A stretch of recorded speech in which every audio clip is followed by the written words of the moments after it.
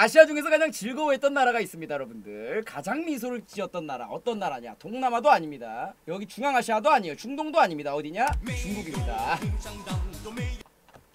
그럼에도 불구하고 현재 중국의 상황 좋지가 않습니다. 2024년 6월 6일 태국과의 홈 경기가 있었는데 여기서 1대1 무승부를 거두었고요. 심지어 이때 중국은 PK 찬스도 있었는데 이걸 놓쳤습니다. 해당 경기에서 만약에 중국이 이겼으면은 C조 2위로 3차 예선 진출이 확정될 수 있었어요. 우리나라랑 중국이랑 이렇게 같이 올라갈 수 있었는데 결과적으로 지금 2위를 확정짓지 못했습니다. 그래서 잘하면은 태국에게 2위를 내주고 2차 예선에서 탈락할 수 있는 가능성도 존재합니다. 지금 중국 입장에서는 굉장히 지금 머리가 아픈 상황이 되었어요.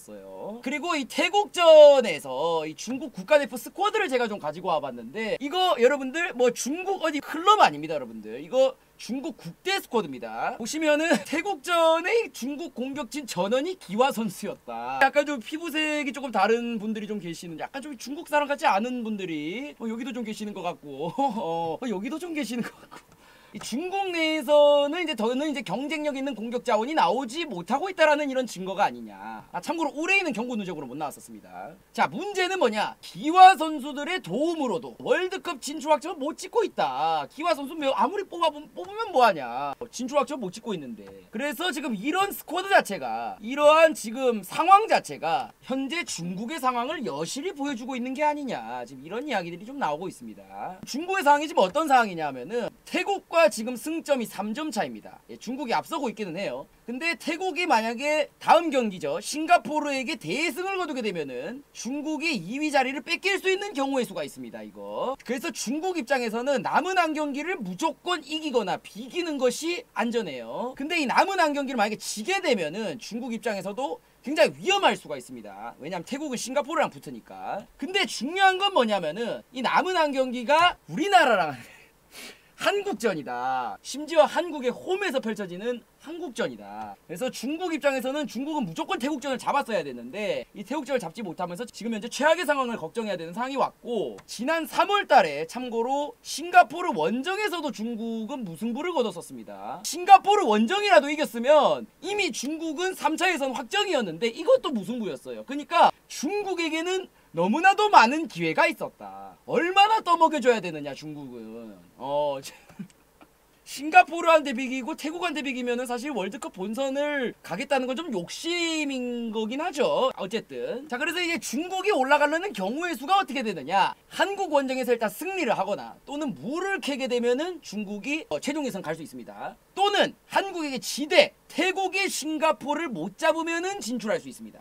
그러니까 태국이 싱가포르 상대로 지거나 또는 물을 캐게 되면은 그러면은 중국이 올라갈 수도 있어요. 또는 한국에게 지대, 골을 한 골 정도 적게 먹히고 태국이 싱가포르를 1점 차로 이기게 되면은 골득실 차로 올라갈 수 있다. 이런 또 경우의 수가 있습니다. 그래서 중국은 이 세 가지 경우의 수를 일단은 생각을 좀 해야 된다. 또 경우의 수의 싸움에 놓이게 되었다. 자, 참고로 대한민국과 이 중국과의 한중전 전적은 21승 13무 2패로 우리가 공환증이라는 단어도 있잖아요. 우리가 완전히 앞선 상황이고요. 그리고 다음 경기 같은 경우는 또 한국 원정이기도 하고 지금 한국은 역대 최상급 스쿼드를 가지고 있다고 평가되고 있죠. 손흥민이라든지 이강인, 그리고 또 최근에 올라온 배준호, 황희찬 등등 굉장히 많은 선수들이 있죠. 김민재 선수도 있고. 그래서 가장 현실적인 것은 미친 수비로 비기는 게 최선이다. 중국 입장에서 가장 현실적인 것은. 그리고 진짜 진다 하더라도 한 골 차로 져야지 그나마 진짜 가능성이 있다. 만약에 한국전에서 2골 차 이상으로 이제 패배를 하게 되면은 태국이 싱가포르를 잡기만 하면은 떨어지는 상황도 발생할 수가 있다. 물론 이제 골득실이 똑같으면 중국이 이제 승자승으로 태국을 제끼고 올라가긴 하지만 2골 차 이상 골을 먹게 되면은 태국이 유리한 상황이 발생할 수가 있다. 그래서 중국은 이번 한국전이 굉장히 중요하게 되었습니다. 굉장히 수비적으로 나와야 돼요, 중국 입장에서는. 근데 일단 지금까지의 현재까지의 상황만 놓고 보면은 일단은 중국이 태국보다 유리한 건 맞아요. 문제는 뭐냐 하면 중국의 다음 상대가 한국이라는 거고 태국의 다음 상대가 싱가포르 최약체라는 겁니다. 중국은 일단 안 지면 올라는 가잖아요. 그러니까 중국이 일단 현재까지만 놓고 보면 유리한 건 맞아. 태국보다 유리할 수는 있어. 근데 문제는 다음 경기 상황들 때문에 만약에 중국이 한국에게 지게 되면 태국에게 굉장히 상황이 매우 유리하게 흘러갈 수가 있다. 참고로 최근 태국은 싱가포르에게 3대1로 이겼습니다. 그러니까 태국도 동남아 국가 중에서는 가장 축구를 잘하는 나라예요. 그렇기 때문에 이 싱가포르는 좀 가볍게 좀 닦을 수 있는 나라다라고 평가받는 나라입니다. 그래서 중국이 만약에 지게 되면 태국 입장에서는 완전 땡큐입니다. 올라갈 가능성이 매우 높아지게 됩니다. 아, 그리고 참고로 제가 이거는 정말 몰랐던 거였는데 이번에 자료조사하면서 알게 됐는데 이 중국과 태국이 이 서로가 서로를 좀 무시하는 그런 경향성이 있다라고 해요. 참고로 중국과 태국의 상대 전적은 19승 3무 6패로 중국이 압도적이긴 하거든요. 근데 이제 최근에 동남아 국가들의 축구 실력이 상승했던 것도 있고, 그리고 태국의 경우에는 또 J리그 진출이 굉장히 활발해지면서 태국의 전력이 최근에 굉장히 많이 강화가 되었어요. 그리고 태국이 중국을 상대로 승리나 무를 거뒀던 것이 모두 최근의 일입니다. 그러니까 이렇게 막 진 것들은 과거에 막 지고 그랬던 것들이지 최근에 승무를 좀 많이 거두긴 했다. 사실상 이 압도적인 전적이 지금 당장은 크게 의미가 없다. 일단은 중국이 태국보다 당장은 기량이 더 뛰어난 거는 맞아요. 태국보다 중국의 축구 실력이 조금 더 뛰어난 건 맞습니다. 그럼에도 불구하고 중국 입장에서는 태국은 매우 성가신 존재다. 이렇게 볼 수가 있겠다. 우리가 좀 잘하는 건 아는데 계속 다 우리를 방해한다. 자꾸 결정적인 순간에 자꾸 우리를 방해하고 있다. 굉장히 좀 성가시다. 뭔 말인지 아시겠죠? 그래서 사실상 동남아 최강자와 동아시아 최약체의 라이벌이라고 볼 수가 있는데 이게 또 얼마 전에 또 있었던 일입니다, 여러분들. 아시아 챔피언스 리그라는 게 있죠. 5차전에서 중국의 저장FC라는 팀과 태국의 부리남 유나이티드라는 두 팀 간의 경기가 있었는데 이 경기가 끝나고 나서 태국 국대 주장인 이라톤 분마탄이라는 태국 국대 주장입니다. 근데 이 사람이 중국 선수들을 폄하하고 욕설을 내뱉었다. 그리고 이것 때문에 중국 선수들이 주먹질을 했고 패싸움이 시작됐다. 이런 태국과 중국과의 어떤 그런 감정 싸움도 좀 있었다. 그래서 이 사건을 접한 태국 팬들이 뭐라 그러냐 하면 더럽게 못하는 중국 축구의 수준이다.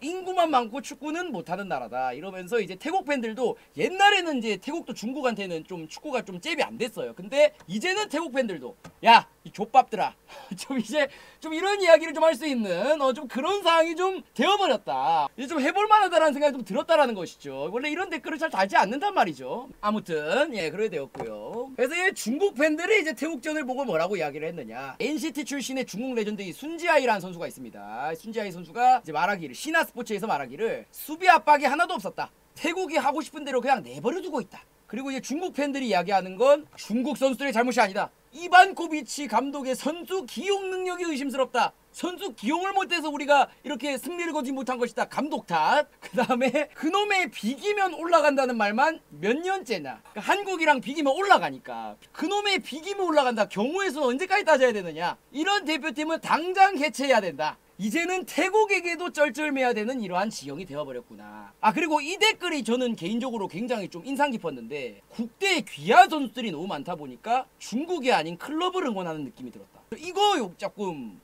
좀 그런 생각이 들더라고요. 그러니까 만약에 우리나라라고 생각을 했을 때 한 11명 중에서 한 4명 정도가 외국인의 페이스를 그러니까 기화를 했지만 외국인의 페이스라고 하면 조금 낯설 것 같긴 하거든요. 그래서 요것도 굉장히 지금 중국에서 조금 논란거리 중에 하나라고 해요. 중국이 또 중화 사상이 세잖아요. 근데 그럼에도 이제 기화 선수를 좀 많이 사용을 하고 있으니까 뭔가 응원하는 맛이 안 난다 이거지. 저는 좀 신선했습니다. 자, 아무튼 지금은 이제 매우 절박한 중국. 한국전에서 최전력으로 나올 가능성이 높다. 중국의 신화스포츠에서 한중전에 사실상 중국의 운명이 걸렸다. 수비적으로 나오되 역습 및 세트피스를 공략할 가능성이 높습니다. 중국이 우리나라 상대로. 그래서 아마 거친 경기가 예상이 된다. 그리고 중국은 골을 많이 먹으면 안 되거든요. 그래서 한국의 다득점을 막기 위해서 이런 흐름을 끊는 파울이라든지 좀 거친 태클, 소림 축구가 살짝 좀 나올 수가 있다. 애초에 중국은 거칠었지만 이번 경기는 더 거칠 가능성이 높다. 이렇게 좀 보고 있습니다. 뭐 우리나라 입장에서는 어쨌든 조 1위는 확정됐고 그냥 뭐 하던 대로 하면 뭐 크게 문제는 없지 않을까 이렇게 다들 생각을 하고 있다라고 보시면 될 것 같습니다.